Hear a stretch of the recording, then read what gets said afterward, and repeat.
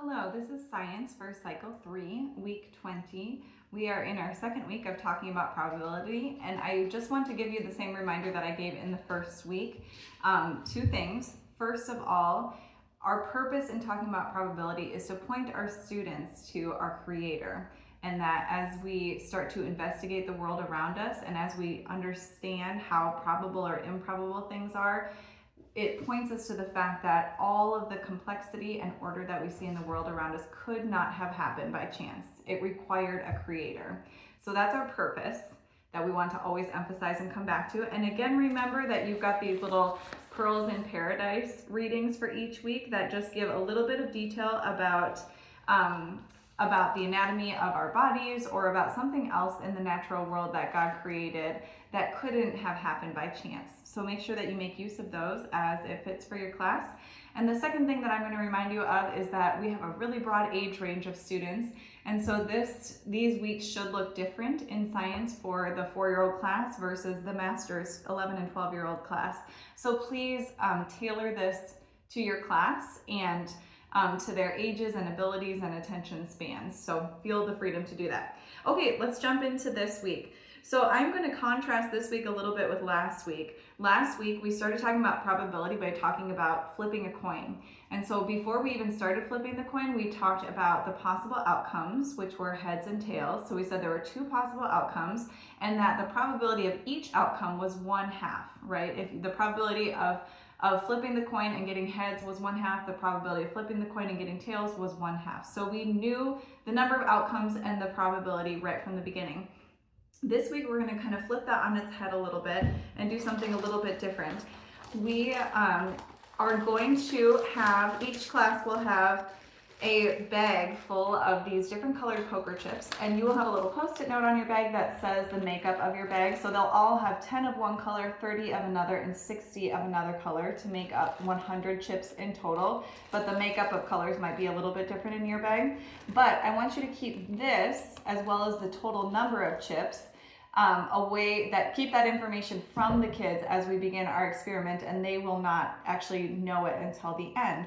And so what you're going to have your class do is you're going to put your poker chips inside an opaque bag, and you're just going to have students continually draw chips out of that bag.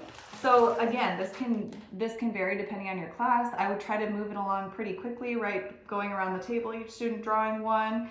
Or maybe if you have a younger class and that would just be too much effort, you could just have them do drum rolls as you draw, and maybe have a mom recording the results up on a whiteboard. Or your students do have in their science journal spots to record tally marks under each color, so they could also be recording as you draw or as other students draw. So tailor that to what makes sense for your class so that it doesn't get too boring.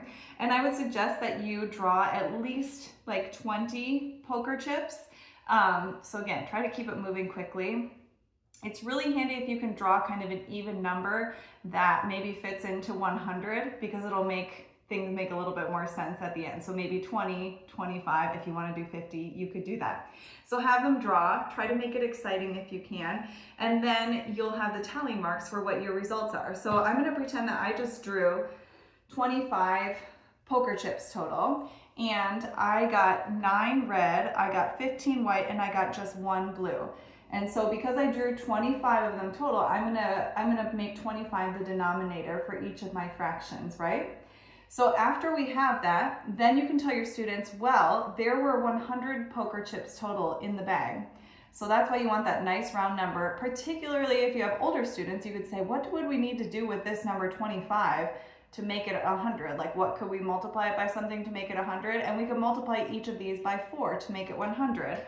And so I would say, okay, if I wanted to estimate about how many of each chip there were, knowing now that there are 100 chips, right? My 1 would multiply by 4 to just make 4 out of 100. My 15 would multiply by 4 to make 60 out of 100. And my 9 would multiply by 4 to make 36 out of 100. So this is my estimate, and then you can tell them the actual makeup of your bag and see how close your sampling got. So then you can describe that this kind of probability is called sampling. So we didn't know exactly how many outcomes there were or what the probability of each outcome was at the beginning, but we had to investigate that by drawing these poker chips, right? Each class will also have a bag of candy. This is individually wrapped candy, so it shouldn't be like sticky or anything like it says maybe in your lesson plan. And you can use these, again, however you want. I think that there are like 5 flavors in here, something like that. And so you can kind of play around with those too. Maybe after you're done with the poker chips, you could put these in the bag and let the kids draw them until they're gone. You can feel free to use up your full bag for your class and let them stick them in their backpacks or eat one or whatever you think is best. But those are just another way to demonstrate. We don't know exactly how many there are, but we can do the same thing and say how many strawberry do we get, how many raspberry do we get, how many orange or cherry or lemon, and continue that same process that you did with the poker chips. So again, you can emphasize the idea of probability and how this kind of contrasts with last week's lesson on probability.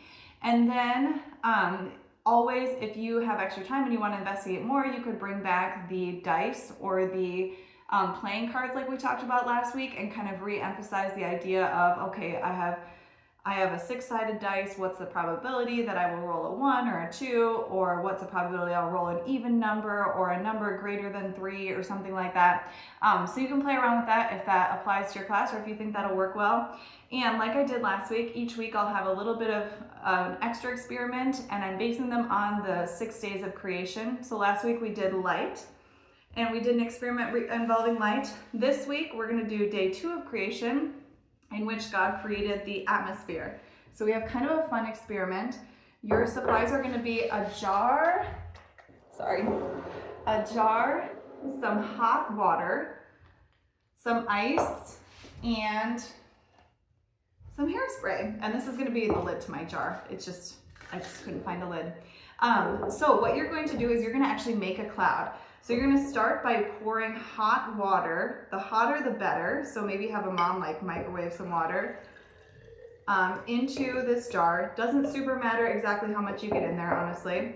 Okay, then you're going to give it 1 spray with your hairspray right into the jar. And then you're going to cover tightly and put some ice right on the lid of the jar. All right? And it might be a little bit hard to see in the video, but when your students look closely, and maybe you can see, there's actually like some cloud forming inside the jar. Now it won't look like a really sharply defined cloud, but you can see that there's some like cloudiness inside the jar, which is really fun to watch develop. And then when you're ready, when everyone's gotten to observe what's happened so far, you can release it, and it's also fun to watch the cloud kind of come out of the jar, which makes it even a little bit cooler to watch. So what's happening in this experiment is that you have some hot water in the jar, and some of that water is going to begin to turn to water vapor, right? And that's why we want it hot, because the hotter it is, the more of those water molecules want to turn into water vapor. So they're gonna vaporize and become a gas. My cloud is still coming out in front of me. And then our hairspray gives that water vapor something to condense onto. So that water vapor is going to rise up, and then when we put our lid and our ice on, the water vapor is going to cool down a lot once it gets near that ice at the lid. And then the hairspray particles give the water vapor some particulate matter to condense onto, just like a cloud needs like dust particles in the atmosphere to condense onto to start to create that cloud and that condensing effect. So that's what makes that happen. And you can again point back to our creator and how he created things. We couldn't exist without our atmosphere in the state that it is.